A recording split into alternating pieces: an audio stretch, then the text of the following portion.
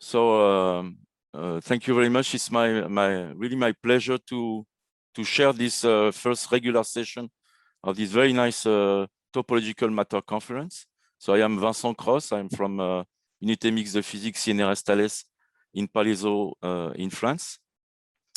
And in this first session, we will have one plenary talks by Professor Albert Fert from Unité Mixte de Physique CNRS Thales, Université Paris-Saclay, and then two invited talks by Shuzen Yu and Claudia Felzo. And we will start in a few minutes with the plenary talk by Albert Fert. We'll talk about topology, and from topology to devices, giving us at least two examples. So Albert. Okay, if you want, let's. Okay, so you give me the, or I have to share the screen, or you share? I think share? Yes, please.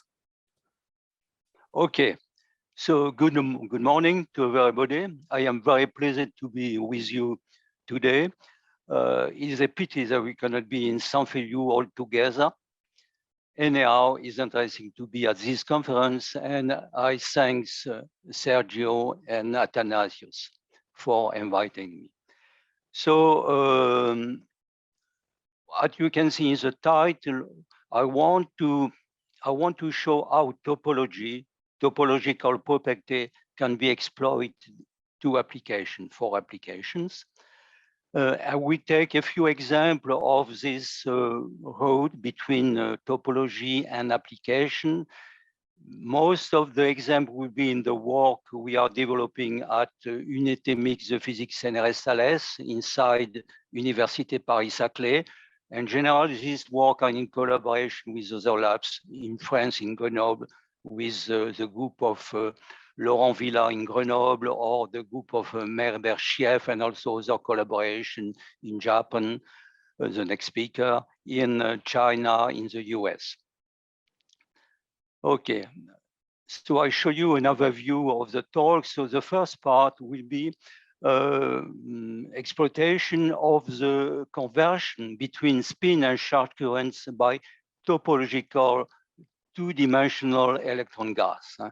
And after an introduction and some fundamental result on this spin charge conversion at surface and interface states, I will take example of application in the project MESO we are developing with the company Intel. And I will speak also on the topological insular, on the Dirac semi-metal alpha tin. And the second part will be on the perspective of application with 2D magnets. And for example, we speak about the current induced motion of fermion in the 2D magnet FGT. But I will be rather short in the second part because, in fact, the work I will talk about is also the work developed in collaboration with the next speaker, Xiaosheng Yu. And so certainly most of the detail will be developed in the talk of the next speaker.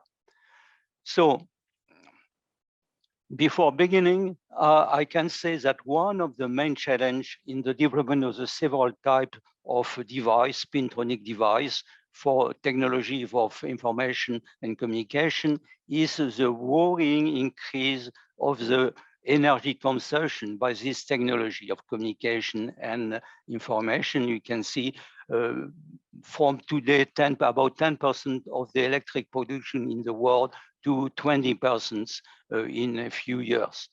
And so, it's not only at the scale of the data center, as you know, for example, comparison with the Google data center and the town of San Francisco, but also at our level. So after this introduction, we'll begin with the scientific part. And the first part, spin charge conversion by topological two-dimensional electron gas. So this is a classical picture of the Dirac cone at the surface of the surface states or interface states of topological insulator. And the main property that will be exploited for conversion is this look at the Fermi contour at a given energy level, this locking between the momentum K and the spin, as you can see on this graph.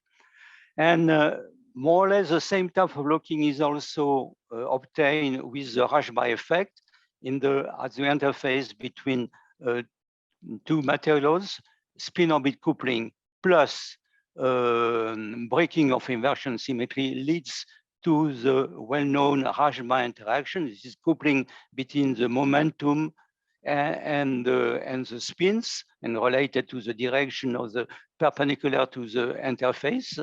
And in the same way, we have this type of dispersion surfaces. And at a given, at the Fermi level, there is two Fermi contours with opposite chirality of the locking between spin and momentum. Okay. So the consequence that will be exploited for conversion between spin and charge is what I can call the Edelstein effect and the inverse Edelstein effect. Edelstein effects. So suppose at the surface of the topological insulator, a current is flowing, that is electron moving in this direction. And that means that this motion can be described as a shift of the Fermi contour in this direction. That is overpopulation of these states, and these states have this spin polarization, and depletion of the state on the other side, that is depletion of opposite spin polarization. That means the Edelstein effect is induction of a spin density, of a spin accumulation in the direction transverse with respect to the current. And if this spin accumulation can escape and can diffuse in another material, for example, another conducting layer on top of the surface, this gives rise to emission of this spin direction upward and for charge neutrality attraction of the opposite spin direction. That is, and generation of what we call a spin currents. The spin current corresponding to these two opposite spin moving in opposite direction. And the same sort of effect can be expected for Rashba interface, except that there is some compensation between the two Fermi contours with opposite chiralities. And very generally, the conversion between this time between two-dimensional charge current and three-dimensional spin current can be expressed by this coefficient Q in the notation of Otani in Japan, and because Q inverse of length between these three-dimensional spin currents is an amps per meter square, and the charge current in the two-dimensional electron gas is in amp per meter. So this is coefficient Q. In fact, this generation of spin current is more or less what is also used with the spinel effect of EV metals and exploited, for example, in the three-terminal SOT ramps. That is, with a spinel effect in platinum or tantalum, for example, the deflection of the opposite spin direction in the opposite spin in opposite direction means that in the same way, blue spin can be injected in this layer above. The geometry, the symmetry is not exactly the same here. If we consider a single surface of topological insulator, there is a given spin polarization and the emission can be only along this spin direction. For a spinel effect, depending if you consider the emission upward or downward, the polarization of the emission is opposite. Of course, you can recover the same symmetry if you consider the two surfaces of the topological insulator. And so I proceed to the inverse Edelstein effect, the effect that, in fact, we will use in the project with Intel. So in the same way, if you inject by spin pumping, for example, a spin currents onto the surface states of a topological insulator, that means this spin direction can be only accommodated on this side. and this spin direction can be only extracted from this side of the Fermi contour. That means that injecting this spin will shift with overpopulate state on this side and deplete state on this side. So this injection of a spin currents will induce a charge current, a displacement of the Fermi contour and a charge current in the two-dimensional electron gas. In the same way for the Rashba, except that there is some compensation between the two Fermi contours. And in the same way, the relation between this time, the relation relating the two-dimensional electron produce electron current to charge current to the three-dimensional spin currents is the relation is through what is called the inverse Edelstein length lambda IEE. And the theoretical expression of this lambda are simple, can be written simply. Is, for example, the VF, the Fermi velocity on the Dirac cone of the topological insulator, multiplied by the relaxation time inside the two-dimensional electron gas. In two dimensions, there is no perfect blocking of backscattering. There is still some relaxation, common relaxation time of spin and momentum. And in the same way, the lambda for the Rashba system is related to the Rashba coefficient and the relaxation time in the two-dimensional electron gas. So at first view, you can say that the topological insulator will be always better than a Rashba two-dimensional electron gas.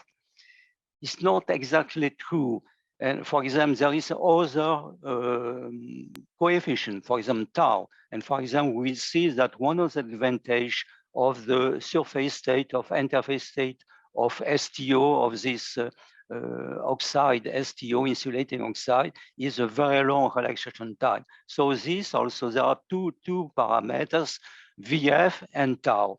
And so we'll see that sometimes it's better to use a system with a very long tau that can be obtained in other systems. The other points to consider is that, in fact, it's better always to have a two-dimensional electron gas between insulating layers, oxide, for example, because in other systems, there is no shunting. If the material on both sides of the two-dimensional gas are conducting, there will be some shunting by this additional layer, by the bulk layer. There is also some additional effects of conversion by these bulk systems. And so all these factors may be considered to go to applications. And so now, first example, spin charge conversion by surface interface states of LAO, of this insulating oxide. And this is related to the collaboration with the company Intel for the development of MISO low power logic components. So this is a picture of the interface between LAO, in this case, between STO and LAO prepared by PLD, so a single crystal. And this is a two-dimensional electron gas is at this level. It has been studied in many previous experiments. And so the experiments that I will describe experiment of spin pumping. So and using the ferromagnetic resonance of this magnetic layer, permalloy, we inject a spin currents at the interface in these two electron gas at the interface between STO and LAO. And what the experimental results is that just at the resonance, one see and the spin currents in the two-dimensional electron gas induced by the inverse Edelstein effects is detected by this voltage. And so you can see that this voltage occurring happen seen just at the resonance of the ferromagnetic resonance, and with a change of sign when the direction of the magnetization is reversed. And okay, so the very clear result for this case. And what is interesting to see in this system is that when apply a gate voltage to move the Fermi level in this band structure from this position to this position, more or less, the locking between spin and momentum change, the spin orbit effects are stronger effect in this zone, for example, and you can see as a function of the gate voltage, you can see that the lambda, the charge currents induced in the two dimension can be positive, and then become negative, and very large. And for example, this peak at about 100 millivolt correspond to a very long lambda of the inverse selection effects. We compare with other results. So this is a typical two results: very large lambda, very large conversion, and also possibility of tuning the conversion from positive to negative by gate voltage. And even better system, more recently investigated, is simply the two-dimensional electron gas at the surface of FTO when it is covered by a thin layer, very thin layer of aluminum.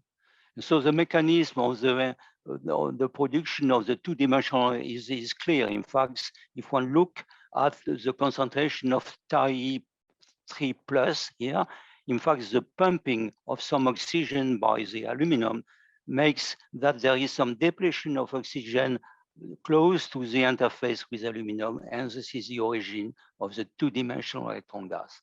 Again, electron gas with a very large mobility, small resistivity, and the results are the same. By spin pumping, one obtain this sort of generation of charge currents detected by the voltage here. And again, you can see this effect of the gate voltage with large variation between positive and negative of the lambda of the inverse Shedelshahn effects. And this time, the effects are even larger, with lambda reaches 28 nanometer. Is a mistake, it's not micrometer, it's nanometer at this level. Sorry for the mistake. And in fact, if one can compare, this lambda between different systems, 28 for aluminum STO, minus 64 for LRO STO, the maximum value. This has to be compared with the equivalent quantity for the spinel effect of heavy metal, the product of the spinel angle by the spin evasion length, which corresponds to the maximum effect of conversion can be obtained with a layer of three-dimensional heavy metals. You can see there is can be more or less two order of magnitude between LSTO and this metal like platinum, tungsten, and tantalum. We can compare also with the topological insulator. Is okay. Most of them, some of them only are expressed in terms of lambda, other in terms of spin or angle, because sometimes it's difficult to disentangle what is due exactly to the surface and what is due to the bulk of the topological insulator.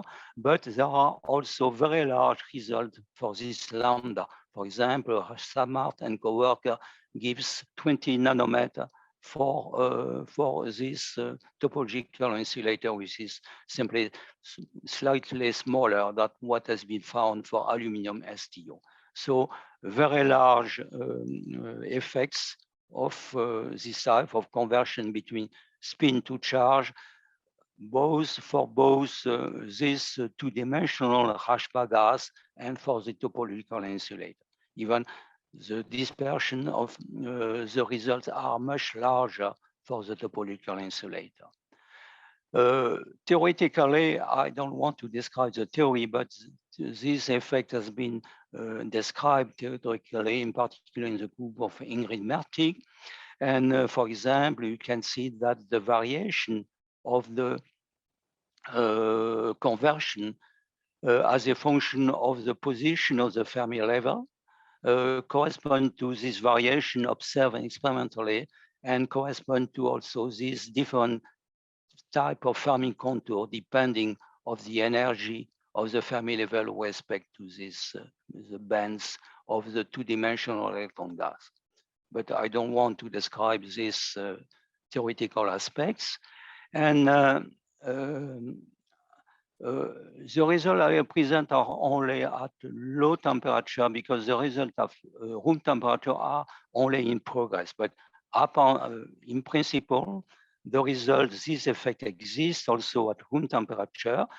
The only difference is that with a shorter relaxation time at room temperature, the lambda is reduced. But in fact, in the application, I will describe what is important is the product, is the voltage. That is the products of the charge current induced by conversion by the resistivity. And so if one is inversely proportional to tau and the other proportional to tau, the result is more or less the same. That is, it seems all the final experiments are in progress, but this result can be exploited at room temperature if, of course, this many details have to be checked. So now the MESO project with Intel is the objective is energy efficient magnetoelectric. MESO is magnetoelectric spin orbit logic. That is, and there are several components of this type of logic components. And in fact, to describe the objective is to obtain in this graph energy as a function of delay to ascribe the MESO, the objective of the MESO components are in this range, that is with a very small energy consumption, lower than in most other systems, and also a reasonable time for the operation of the logic gate or logic system. So what is the principle of this magnetoelectric spin orbit components? In fact, there is using at the same time. So the input and output current are electron current, charge current, voltage. And so with input voltage and output voltage should be at about 100 millivolts, which is relatively small compared to the classical components. And there is a magnetic memory, magnetic nanomagnet here, ferromagnetic nanomagnet. And the input current, the principle of the operation is the principle, the input currents by magnetoelectric coupling through a ferroelectric systems control the magnetization of the ferromagnetic layer. And then at the clock time, a spin currents, vertical spin current inject into the ferromagnet to create a vertical spin currents is converted into a charge currents by the spin orbit effect, by the for example, Rashba electron gas. In fact, to be more clear, this is a detail of the, in fact, the first part of the device is developed not in a group, but by around Ramesh at Berkeley in California. And our lab is in charge with other lab, for example, Nanogun in San Sebastian, to develop this part of the device.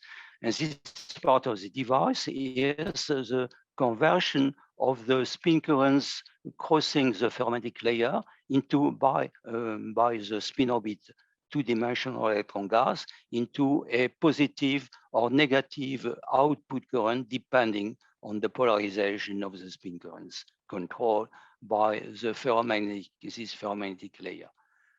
And already some experiments has been performed at Intel by using as a spin orbit system EV metals. That is with this sort of device here, a spin current is injected vertically from this top ferromagnetic layer into platinum or tantalum or tungsten. And the conversion between the spin currents injected vertically is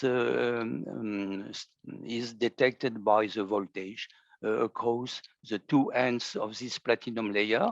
And so what has been found is in always the merit factor of the system detected is proportional to the equivalent of lambda, that is the product of the spinel angle multiplied by the spin division length. You are these dots, platinum, tantalum, tungsten.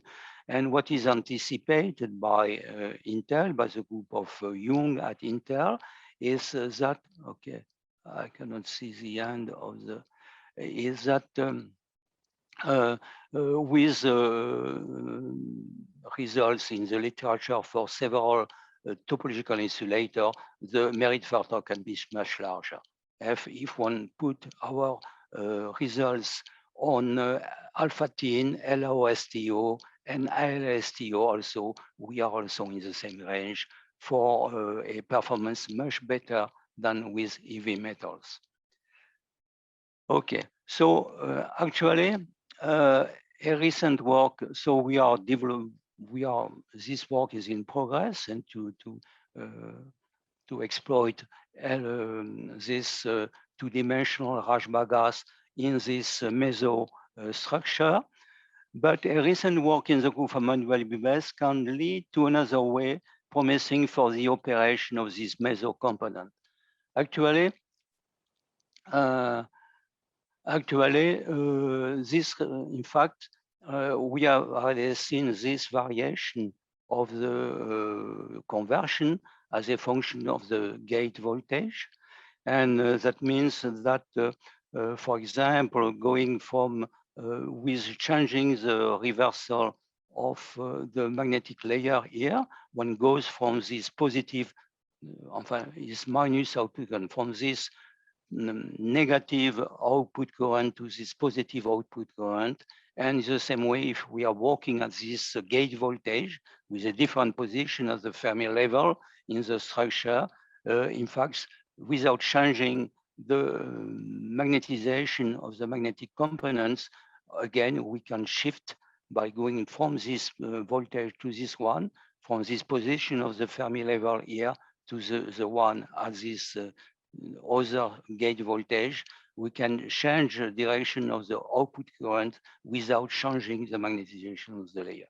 And in fact, the result, interesting result, is that it, in fact, there is some irreversibility, non-volatility of the position of the Fermi level in this structure, because STO is practically ferroelectric, is a strong paraelectric with some irreversibility, ferroelectric irreversibility at low temperature. This is the experimental results going from a negative voltage, gate voltage, and decreasing and going to zero voltage. The sign of the charge currents remain constant and can be only reversed by inducing a large gate voltage. And reversibly, by going down, this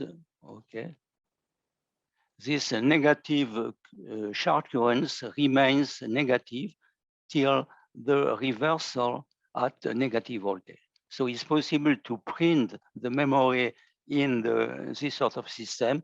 For the moment, it is very speculative because it's only at low temperature, and STO is not a good ferroelectric material. Simply by printing the memory not in the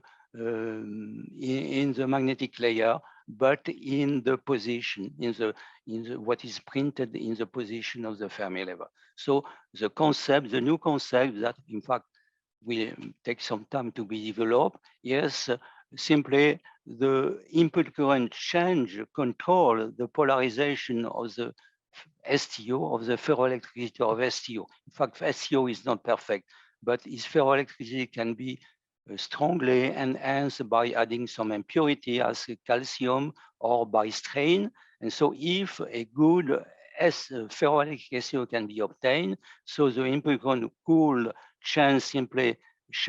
control the polarization of the ferroelectric STO.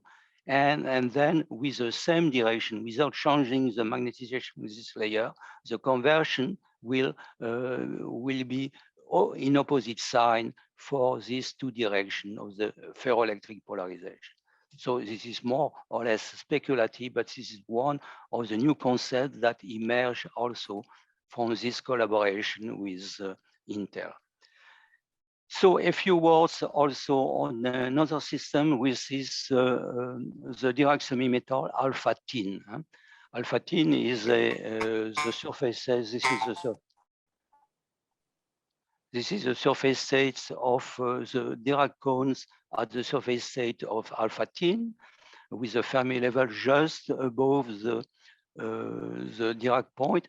In fact, is for not because we are using is the better system with alpha-tin is covered by a thin layer of silver. So this is the interface state between alpha-tin and silver in these conditions.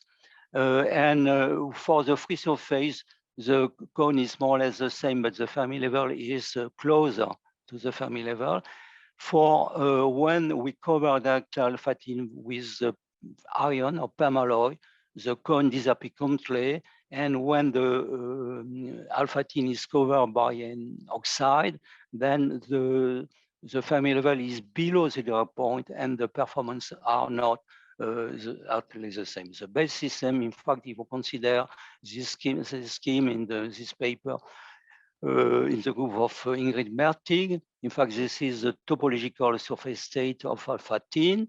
And this is a gap induced by spin orbit and maybe a little strain between this, in the semi-metal band structure. And so the best situation with the Fermi level in this situation that can be obtained at the interface between alpha-tin and silver, and more difficult to obtain with other interfaces. And so, in fact, spin pumping experiments confirms that this Dirac cones and locking between spin and momentum that has been determined by the spin resolve photo emission. And again, we have a production of spin currents, of charge currents by spin pumping.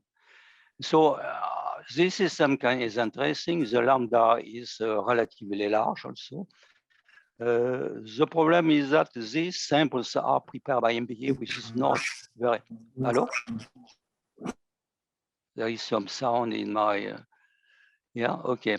And MBA is not very convenient for technology. And so I am looking to the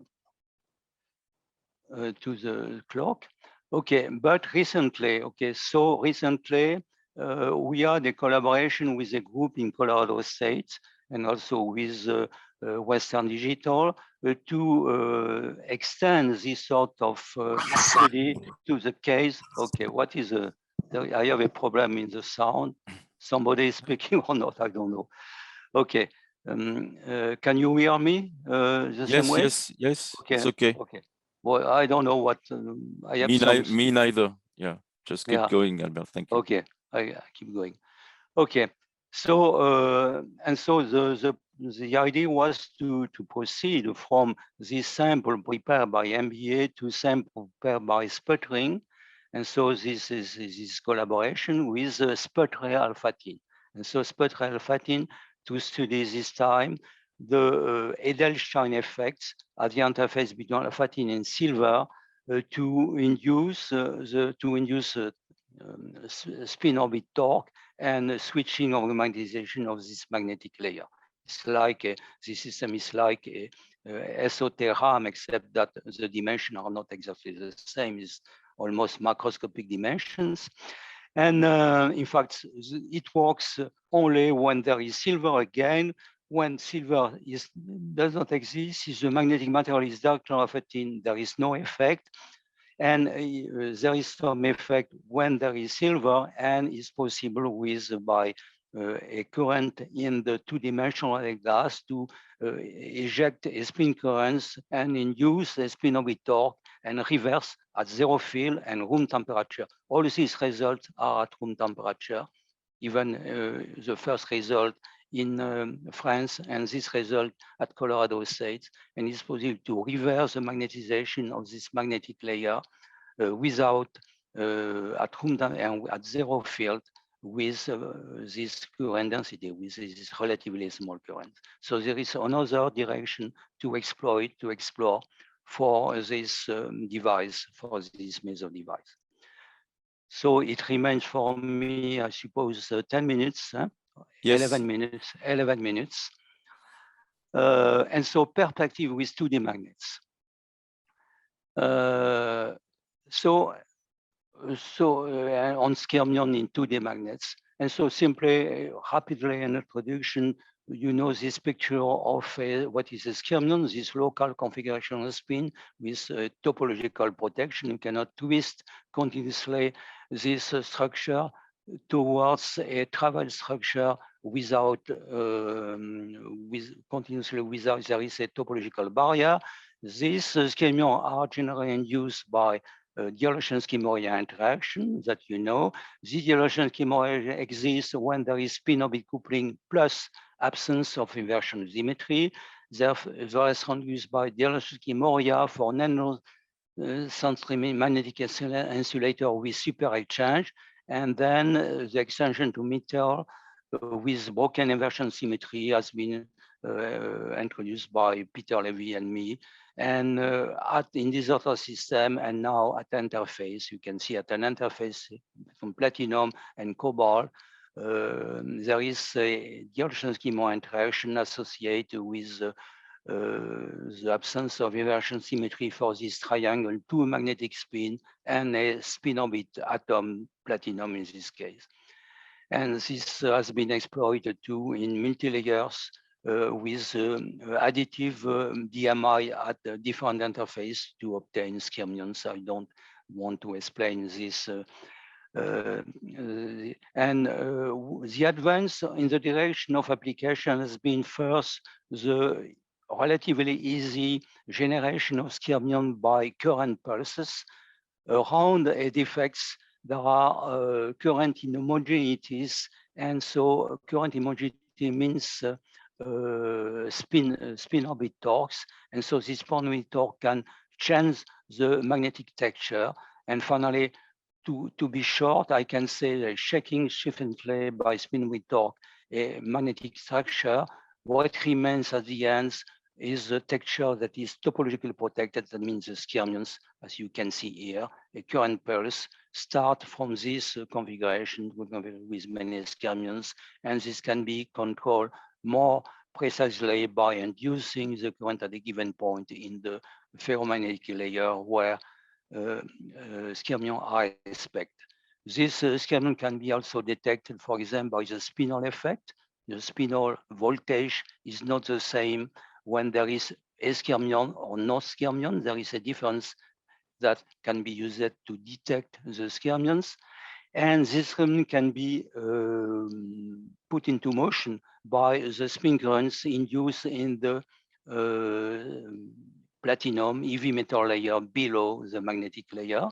And the characteristic of this motion is that it's tilted with respect to longitudinal current. It comes from the chirality of the skyrmions. And so you can see example of motions of this skyrmion in these channels. And I want to be short. And okay, it works. But with the multi-layer of today, velocity are relatively large, but the motion is not really uniform. In fact, the pinning, there are many defects in the spot rate sample. For the pinning you need, there is a creep regime with very small velocity and at the beginning. And even in this regime, the motion is not really uniform. This is one of the defects. And also another disadvantage is the tilted velocity. Yeah. And for example, I can see the motion of skyrmion at relatively large velocity, but you can see that all the motion skyrmion are not moving in the same direction. Some are pinned by defects. And so one of the, so this is one of the difficulties, and one of the motivation to go to find other materials with more perfect structure without defect. And the other disadvantage is the tilted velocity, and Vincent Cross will certainly speak about what can be done in layer with anti-ferromantic coupling between different layers, so that there is compensation between the tilted velocity. There is a compensation between the motion to the left and to the right, and more longitudinal. I skip this, Vincent. And so what can be done with two-dimensional? In fact, I will take an example of FGT, a ferromantic layer with a perpendicular autoplane anisotropy. This is the condition to escape from the Fermi-Magnet theorem with this typical magnetization curve and order in temperature that can reach almost 200 Kelvin. And so, and they can be, okay, for application, you can see it's too small, but in fact, it appears that this system, due to the importance of the proximity effects, the Curie temperature can be improved up to 400 degrees. So now, importance for skyrmions. In fact, first, in these two-dimensional systems, the inversion, the breaking inversion can be intrinsic. For example, what is called Janus TMD, there is no inversion symmetry when there is TE before and S above. And so automatically, intrinsically, this gives rise the inversion symmetry in addition to the spin-orbit coupling of TLU. And so the DFT calculation developed in collaboration with Grenoble and with Liang and Yang in China makes that these systems should produce from this TMD calculation very large DMI. And in fact, Monte Carlo simulation indicate also that one of the ground state is a ground state with skyrmions. So in addition, this skyrmion can be also observed in FGT without breaking of inversion symmetry. In this experiment of UCLA, by putting on FGT a TMD, another material, and so the interface between the two materials is able to produce DMI and skyrmion, as it can be seen in this Lorentz microscopy, tilted Lorentz microscopy image, a collection of skyrmions in this FGT. And it will be described also by the next speaker. In FGT, without another materials and without oxidation of the surface, there are block skyrmions. Characteristic without DMI, the skyrmions appearing are block skyrmions. But with oxidized surface, the block skyrmions are replaced by Néel skyrmions. And this will be described in the next talk. And the interpretation that we put in this paper is that the oxidation of the interface, the oxidation on a few atomic layer of FGT, the total number of layers is 30. And if there is an oxidation and there is a relatively sharp interface between the oxidized part and the pure FGT. And the FGT calculation says that there is an interface between FGT with some oxygen substitution and pure FGT. This induces also DMI. And so the interpretation in this paper is to ascribe the DMI to this interface effect between the part with oxygen and the part of the layer without oxygen. So this not the question is not, there are still many pending questions. You will see in the next talk. And for both systems, for this one and this one, it's difficult to understand why a DMI at a single interface, for example, in this case, can induce a skyrmion from the top to the bottom. And so certainly the profile is not exactly a simple Néel skyrmion profile from top to bottom. And so we are certainly the most probable system is a mixing of Néel skyrmion close to the top surface, and then a progressive change to Néel skyrmion in the bulk of the sample. And we have some projects to try to disentangle this problem and to see if there is some mixing of nail and block skemion. This is a project of XMSA in collaboration probably with Soleil. What is interesting to note, however, I am close to 2 minutes still, is that anyhow, these skemions, even if exactly their structure is not well known, can be induced by current pulse. You can see in this figure, current pulse moves this skemion from bottom to top progressively. And at relatively large velocity, taking into account there is no platinum layer before to induce the spin currents.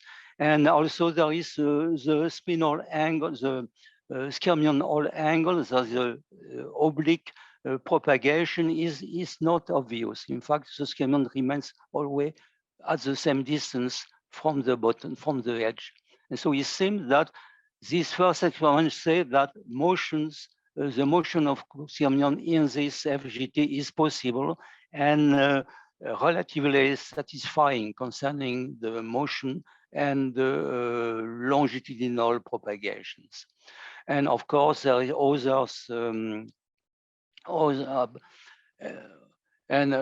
are other speculative ideas that can be developed with this two-dimensional system. For example, a chromium CrI3 bilayer is composed of 2 layers of chromium I3 with anti-parallel, antiferrometric exchange. And so this can be also one of the ways to obtain the antiferrometric skemions that will be discussed by Vincent with 3D materials. So, okay, it's more or less the end of the talk. So I will say that I will skip the last part of the talk on the CRN.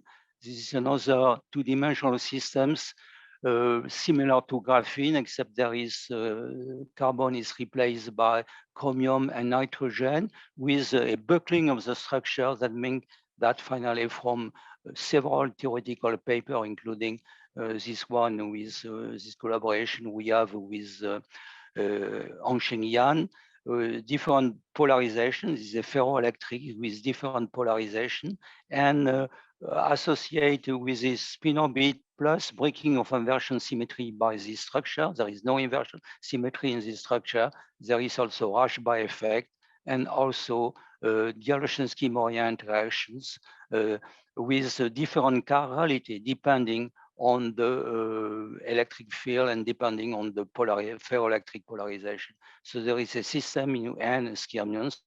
There is a system also you can have in the same sample, depending on the polarization you produce by an electric field, you can have a skemion with the same polarity and different chirality, or different polarity and different chirality.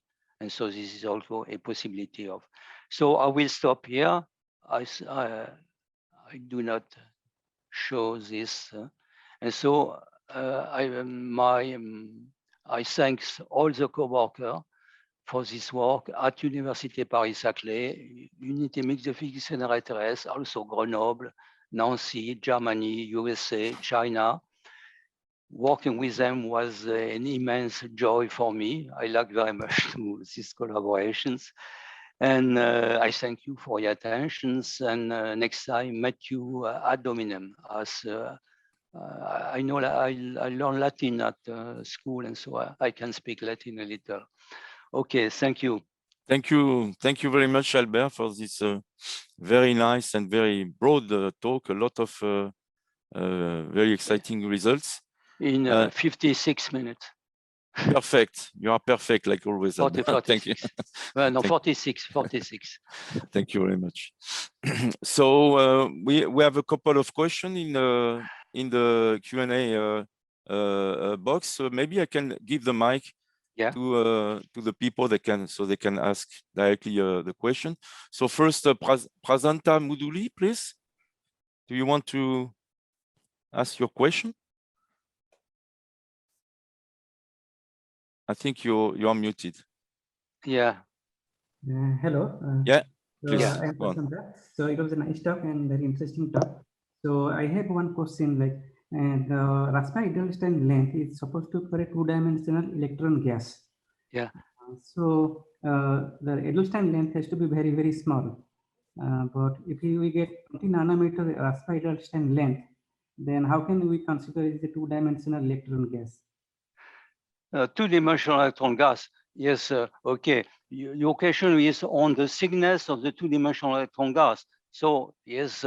And also on the fact that you extract this lambda values that is 28 nanometer. So how can you consider that you have a 2D system with a very long? This is a question. It's not a question of. It's not a question. It's a coefficient. This lambda is a coefficient. It's nothing to see with some geometrical aspect. Is a coefficient, but the coefficient between relating a two-dimensional current, because in a two-dimensional electron gas you have only a two-dimensional current. You cannot have a current density. There is only a two-dimensional current, ampere per meter.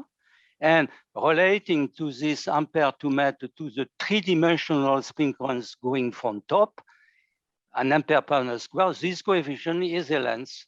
It's purely mathematics. There is nothing geometrical here. This is simply the coefficient is a length, because these relate two quantities are in the same unit.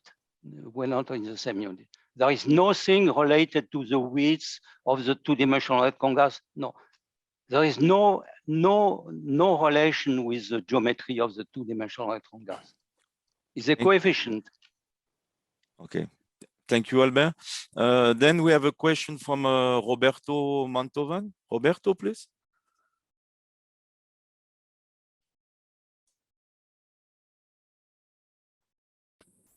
Okay, now you can hear me. Thank you, Albert. Thank you very much for the very clear and interactive talk. I have a question from the technology point of view. Do you think that in order to transfer the MISO device in a real industrial context, would it be a limit to use a strained TI, such in the case of Alpha-Tin? No, the strained TI, Alpha-Tin, in the first experiment, it was strained. It was a perfect growth, MBA growth with straining by the surface, by epitaxy on the surface. In the last experiments, what was reconforting, that in the last experiments by sputtering, there is no strain. There is no strain, it's a sputtering. And so apparently, and maybe surprisingly, it works also without strain simply by this simple method of sputtering. I see. And with some similarity with the results that we obtained before in France with by MBA. Thank you. So the similarity are the production of spin currents, and also other similarity. For example, again, we need some silver to protect the Alpha-Tin, and also, for example, there is strong similarity in the spin mixing conductance on the interface. So there is surprising but good. Thank you. Then we have a question from Romain Giraud. Romain, maybe you can ask question. Thank you. Good morning. Can you hear me? Mm-hmm. Yeah. Not very well. Maybe closer to the mic. Louder. Yeah, okay. Thank you, Albert, for this very nice talk. I have a question about the oxide, because you show a lot of very interesting results obtained at low temperature. Yeah. And as you know, the electron-phone coupling is very strong in these materials. The mobility can be reduced by order of magnitude at room temperature. So my question is, what do you think is the true potential of these materials for application? Yeah, this is a good question, very good questions. And so maybe for myself, I am not as optimistic as Manuel Bibas. Apparently, what he says that, okay, the effect exists at room temperature is more or less reduced in the proportion of the resistivity. No surprising in the proportion as relaxation time decrease, become shorter, the effect is shorter. But the argument of Manuel is anyhow it should work because what we need is a voltage that is finally the product of the lambda by the resistivity. And so there is compensation. In fact, according to the first result, there is a compensation and the results also are okay at room temperature due to this compensation between the reduction of lambda and the increase of the resistivity. Okay. But for me, it's still a question that this is the objective, the challenge of the next step in the development of the project. Okay, thank you. And this problem of temperature, my point, it does not exist for alpha-T, where all the results for alpha-T have been at room temperature. Thank you, Albert. Then we have a question from Evangelia Xenogianopoulou. Yeah. Please.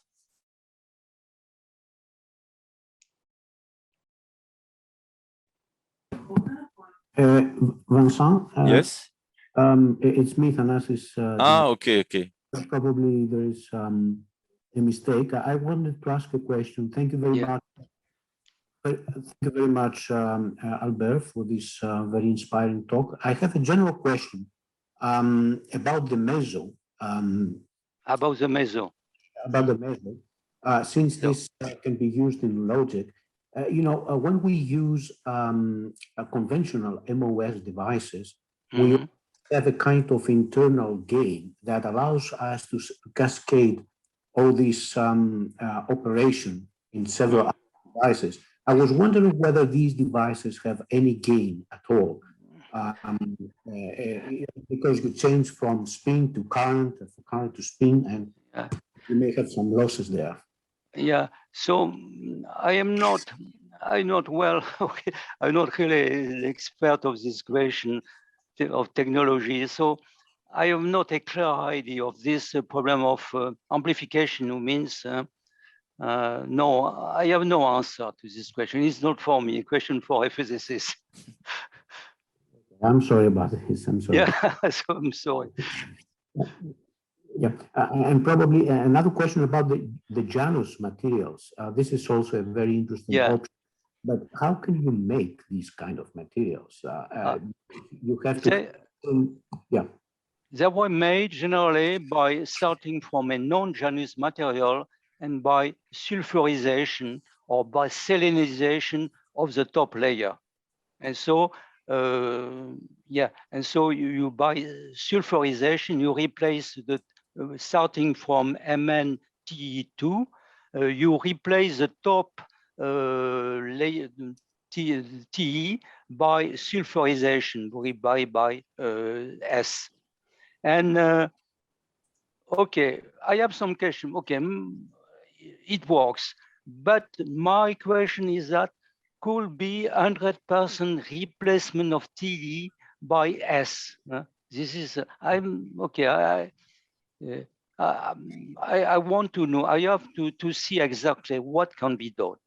This has been done, but we need also some 100% better. It will be 100% of replacement of Te by S on the top surface. And I don't know if it really can be obtained. Okay. Thank you very much. Thank you, Albert. Maybe a very last question from the Q&A. How is the Edelstein effect significant in a Dirac semi-metal? But the example of Dirac semi-metal is alpha-tin. And this is the example I know the best. This alpha-tin works at room temperature with surface states of this Dirac semi-metal. I show this, and the difficulty is to tune exactly the Fermi level with respect to the Dirac point. And it's not so easy. It works with silver. I don't know if it works with many proximity effects. Thank you. Apparently, Evangelia has a question. Can you confirm, or do you want to ask a question? There's a mistake. Okay, this was a mistake. Yes. It was a mistake. Okay, maybe a last one, Albert, because I see Yeah. one appearing in the box, but I think you partially answered already. What is the purpose of the silver layer in the tin silver cobalt iron barium spin pumping experiments? Of the silver layer in Yes. with In- in which system? In the one with the spin pumping cobalt iron Okay. barium. Yeah. So the at the surface of a Dirac semi-metal, you have a Dirac cones as calculated, for example, in the group of Mertig, Ingrid Mertig.